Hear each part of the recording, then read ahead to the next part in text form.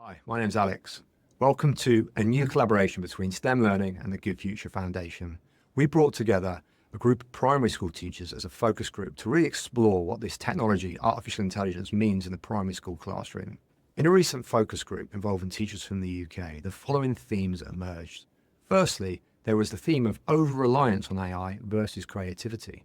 Some teachers feared that too much reliance on AI use might replace children's own creativity and problem-solving skills, especially at the primary age where these skills are still flourishing and developing. Teachers want to ensure that AI augments, not diminishes, cognitive development and critical thinking. Safeguarding and ethical concerns are issues that teachers stress that AI induces. One specific concern was about how online security and AI-generated content is appropriate for younger children. Teachers want a clear guidance to prevent accidental exposure to inappropriate material when using AI-powered tools, and practical classroom activities they can use in the supervised setting. In this video, we're going to explore both. But first, let's start with the provocation. What is the worst age to be when it comes to AI?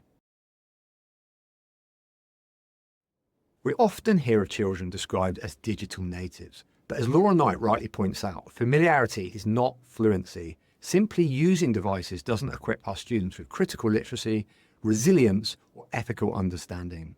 AI demands more than this. It requires emotional maturity, critical thinking, and guided decision-making. Following Tanya Byron's model, digital development is like learning to swim. We start with protection. Then we provide structured coaching, and then gradually increase independence based on the child's capacity to handle risk safely. UNESCO's recent AI competency framework makes it clear AI is distinct from other technologies because it directly impacts human agency.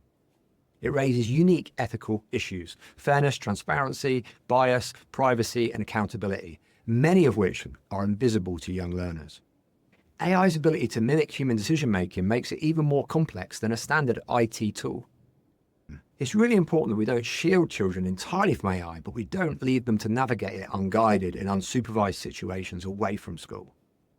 The UNESCO framework echoes this. The goal is not replacing human educators with AI, but preparing teachers and students to engage thoughtfully. We need teachers. The teacher remains central in this dialogue as a guide, mentor, and a safeguard. The What Students Need UNESCO document sets out clear guidelines for understanding this technology.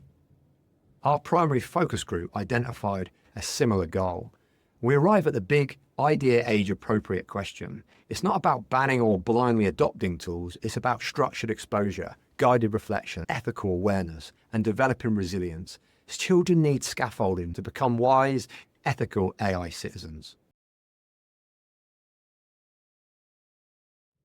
Here are a few activities you can try with your class. They're fun and they're engaging, and they're aimed for different key stages to try and get your students to engage in some of the critical issues around using AI safely in the classroom. First one's called AI and Me. Children draw or list the places that AI touches their daily routines at school and at home, from voice assistants to streaming recommendations to games, and then we can start to ask who's in control of this technology. The second game is called Train the Model. Children have a series of cues that they use to train a pretend AI, and they give it instructions, which we know are called algorithms. This set of commands and steps will allow them to guide the AI to do some safe and reliable things, and they can relate this to everyday practice. Really fun game to do with lower key stage 1, and it enables them to get some hands-on experience with guiding and structuring AI. A final game for upper key stage 2 is called Design Your AI Helper.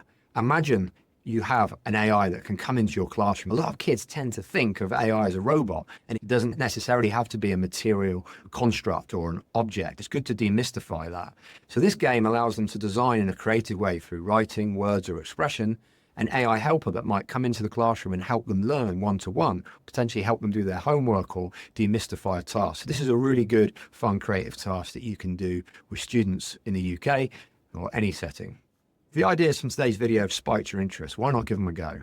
Also, the Good Future Foundation have something called the AI Quality Mark, which I highly advise. It's a way to look at bronze, silver, and gold categorizations for looking at how you can get awarded for safe and reliable AI use in your classrooms.